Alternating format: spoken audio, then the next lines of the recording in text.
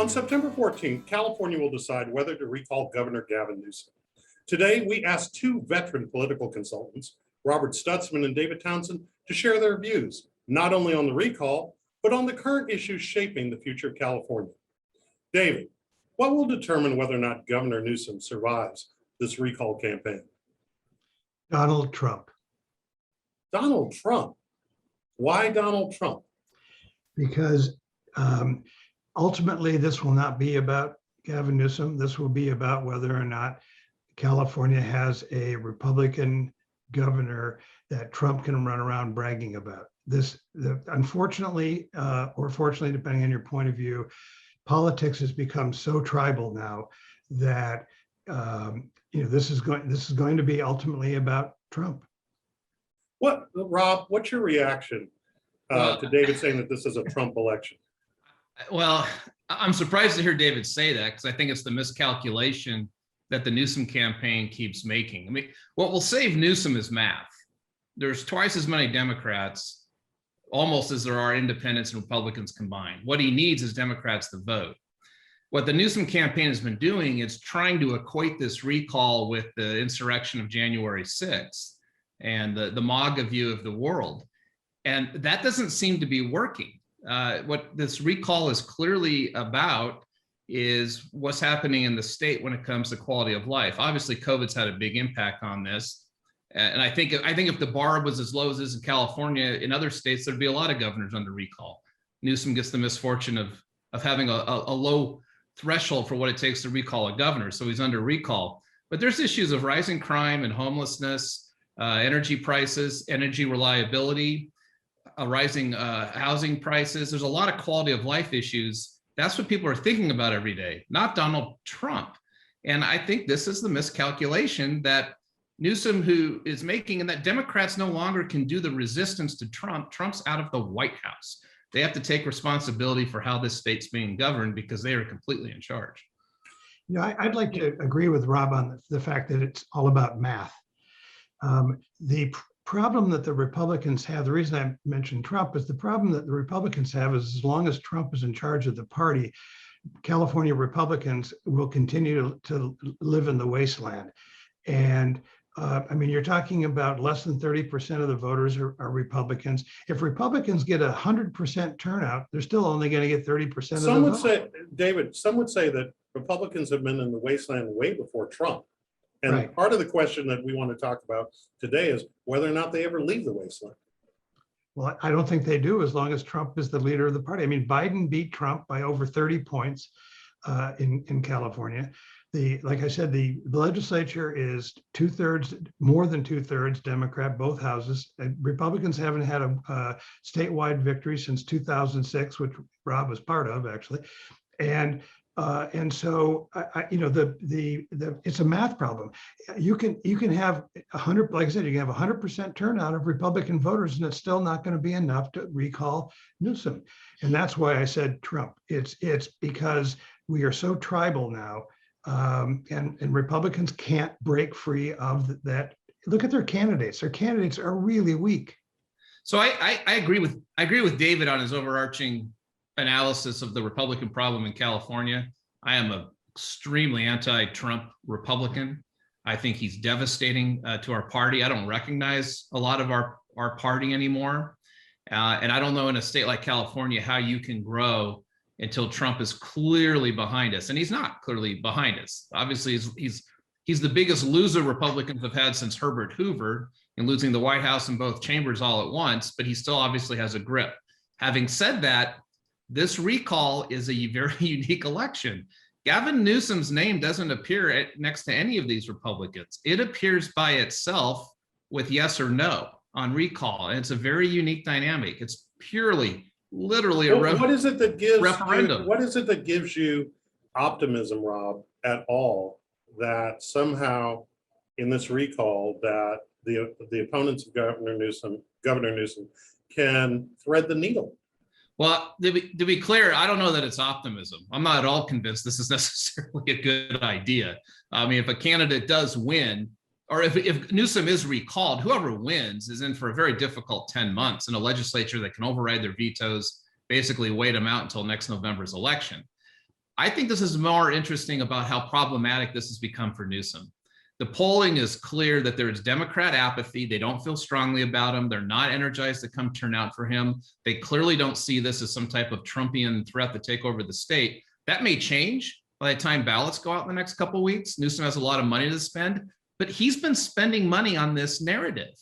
I think what is remarkable is the dissatisfaction that is starting to arise throughout the state with its current governance. And it is purely controlled by Democrats. And that doesn't necessarily, go ahead. Before we get there, I just wanted to ask you, what is the threshold, Rob, for the recall? Because many of us don't understand quite the mechanics, because there really are two questions, not just one on recall. Two questions. One, recall Gavin Newsom, yes or no. Second will be a list of candidates that have qualified for the ballot. There's probably about 5 or 6 of them by the time people get ballots that might be recognizable to them. There's no famous or known Democrat, but there's 9 people with Democrat next to their name. And whoever gets the plurality. So if Newsom is recalled, it's very likely who takes his place has no more than 30%, if that, of the vote. And for Newsom, it's merely 51%. If 51% say no, then he's out, right? Then he is out. So David, I 50% plus one. I want to ask David, is it a mistake for the Democrats not to have anybody on the ballot as a failsafe? No, because the only time you put somebody on the ballot is when the polling is so bad that you know your person's absolutely going to go down. Look at the polling I've seen. We just pulled a statewide poll out of the field a couple of days ago. I mean, Newsom, the recall is going to fail by double digits. This is not going to be close. The previous polls that we've seen out there, first of all, one of them, the Emerson poll, they talked to all voters. They didn't factor in a lower turnout that Rob was talking about.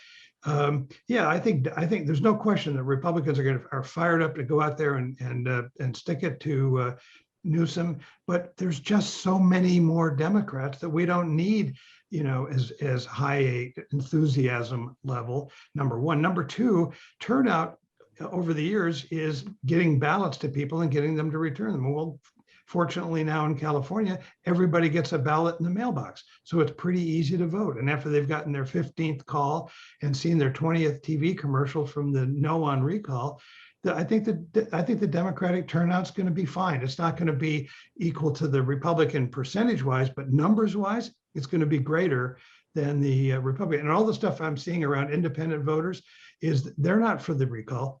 All the polling I've seen, they're not for the recall. So this is a really a sad, lame attempt to try to get the governorship through some kind of, like Rob said, 30% of the vote, a la Schwarzenegger. So David, let's assume that the scenario you described is what happens on September 14th. Should Democrats feel reassured by that outcome? Well, let's put it this way. Newsom, if he does prevail, he will get a bounce. He'll be able to claim, that he's been vindicated. So he will get a bounce. He will likely be reelected because, again, and I don't see any path, and I don't think Rob does either, any path for a Republican to get elected statewide. I mean, outside shot that maybe Anne Marie Schubert as an independent maybe gets through, but it's a and shot. That's for the Attorney General race, right? Attorney General, yeah. So I think that Newsom will go on to serve a second term, and then who knows what after that. But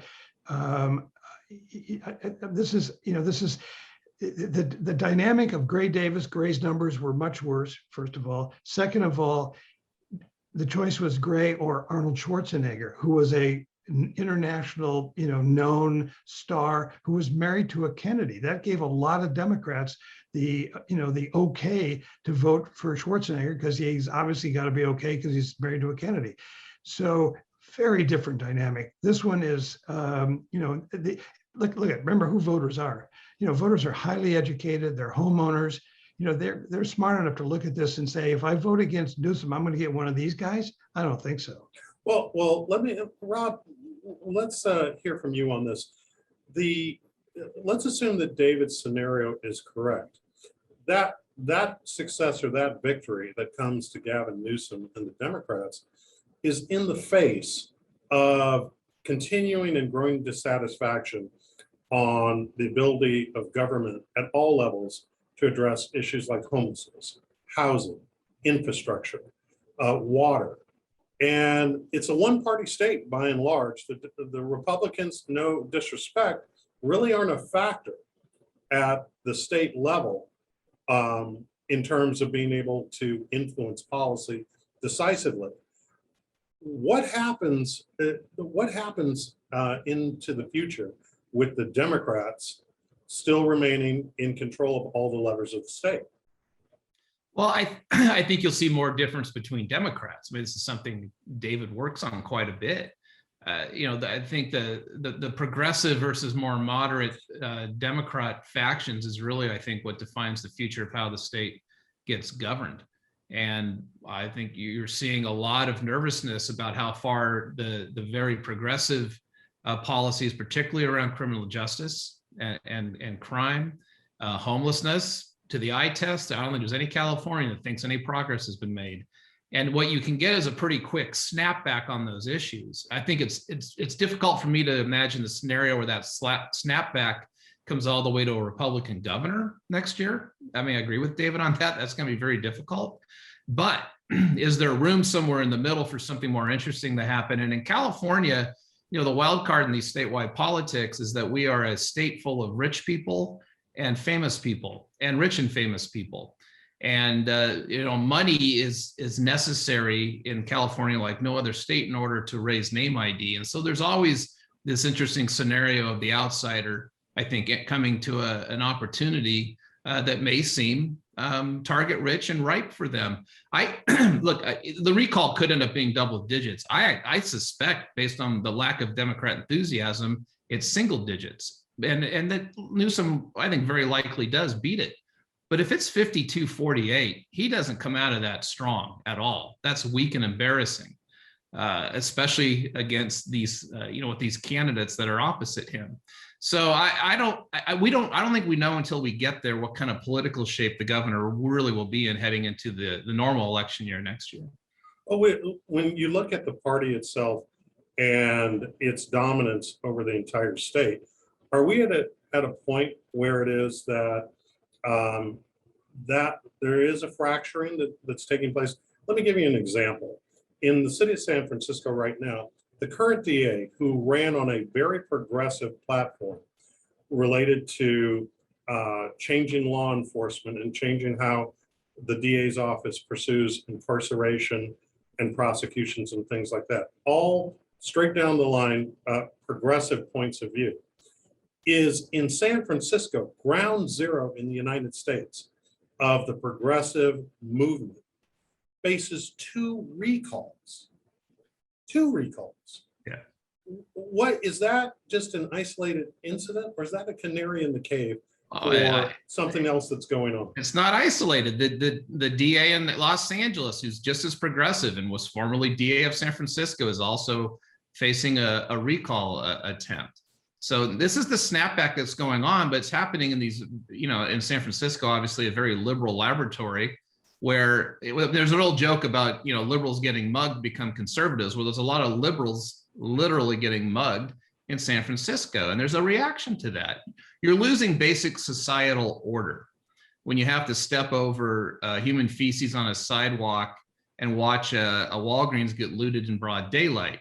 You don't have a sense that there's societal order in your city. And there will be dramatic consequences for politicians in locales like that, I believe, throughout the state, until there is order that is restored, or people feel like there is order. Does that ever reach a statewide level? I think it is to some degree, and that this recall, according to the polling, is looking a little tougher than I think anyone ever imagined. So I think there's a declining lack of confidence in the leadership of the state. Does that flip the state to Republicans? I don't think so. I think that's the bridge too far, at least in the short term.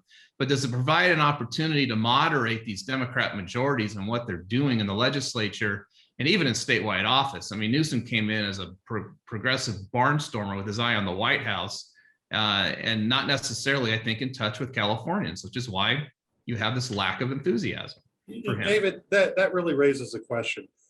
Has kind of the center of elected Democratic leadership kind of got out in front of the electorate that sent them there in the first place?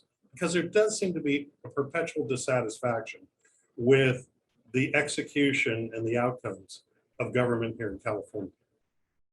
Well, I mean, as Rob pointed out, I've spent the last 20 years being the political advisor to the New Democrats or the moderate Democrats.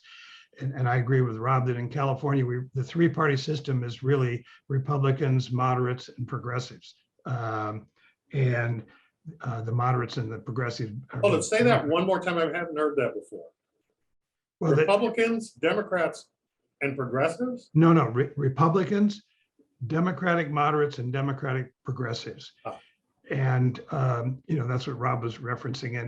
And we've been fighting that fight for the last 20 years in California, trying to maintain a more moderate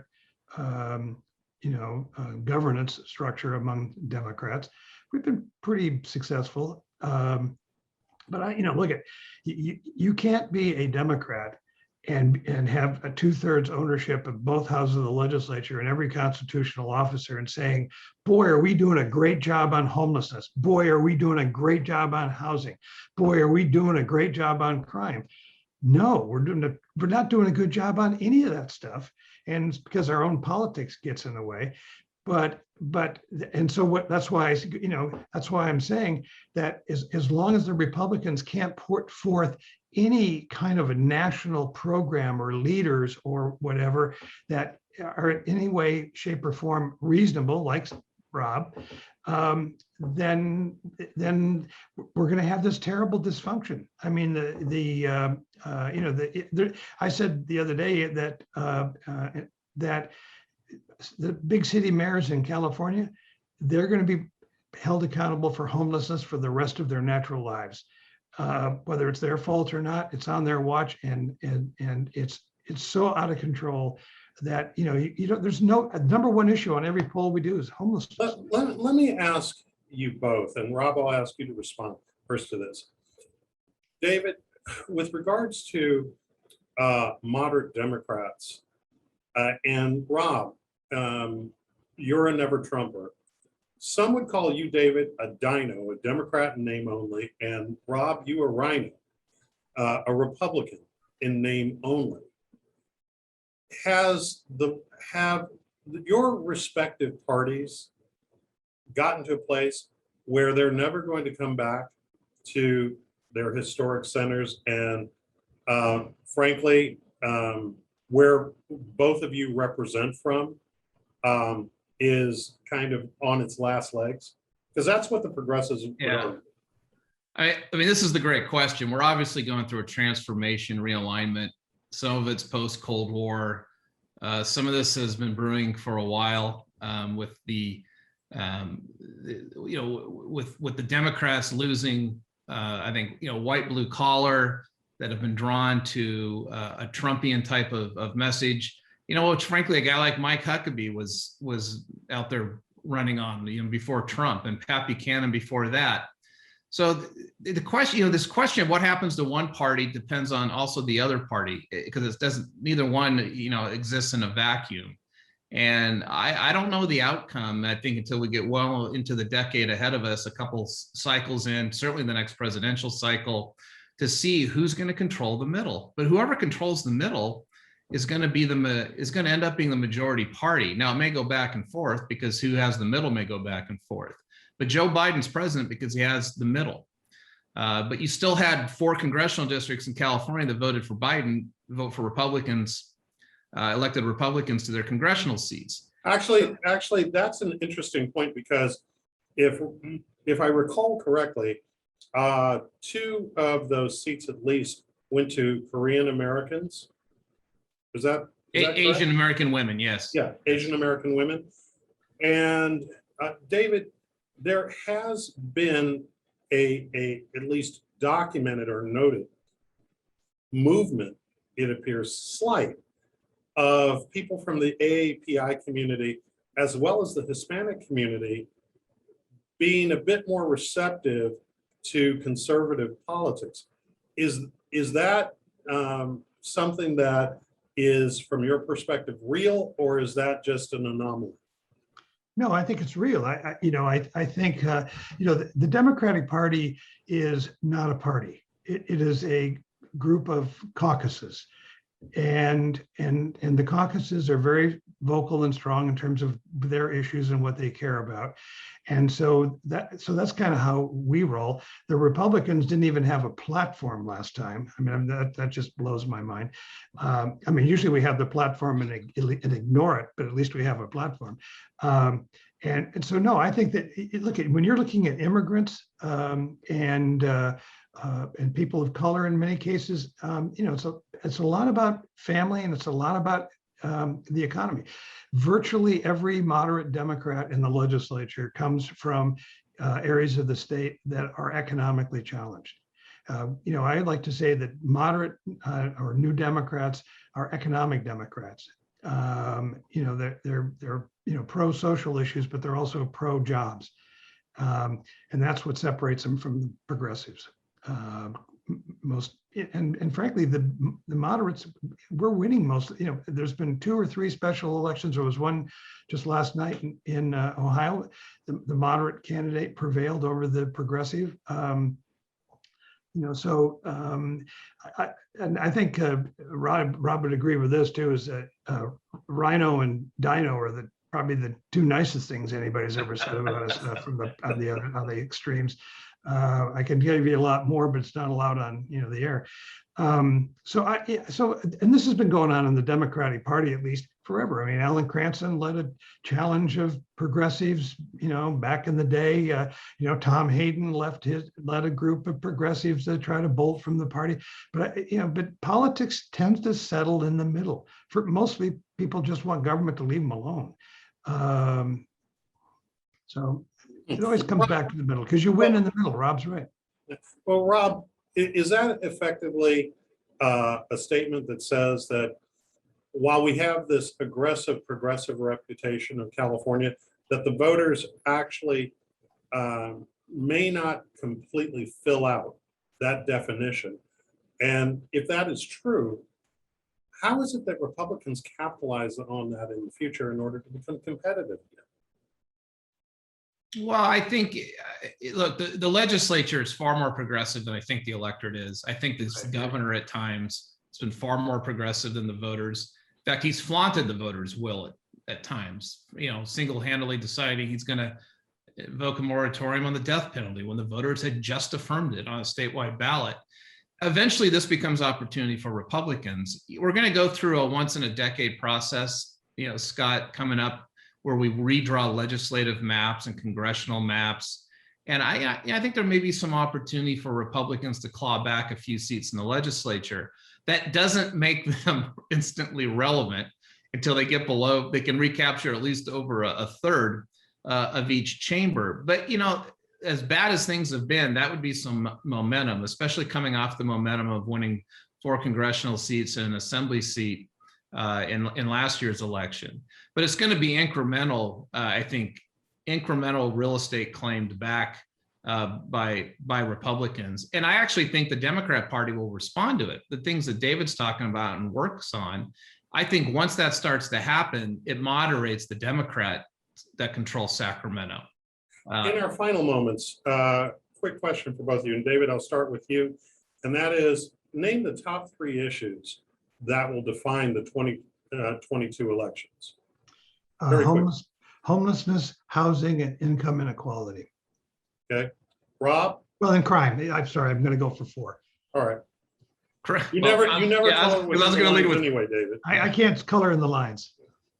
It's certainly crime and homelessness, and unfortunately, I still think COVID fallout it'll be an issue that defines our politics next year. All right. Well, gentlemen, look forward to maybe having this discussion again when all of the dust is settled. Thank you. Good to be with for you, Scott. observations. David. And, I know that you all will be wrestling with each other, so try to play by the rules. And that's our show. Thanks to our guests, and thanks to you for watching Studio Sacramento. I'm Scott Syphax. See you next time right here on KVIE.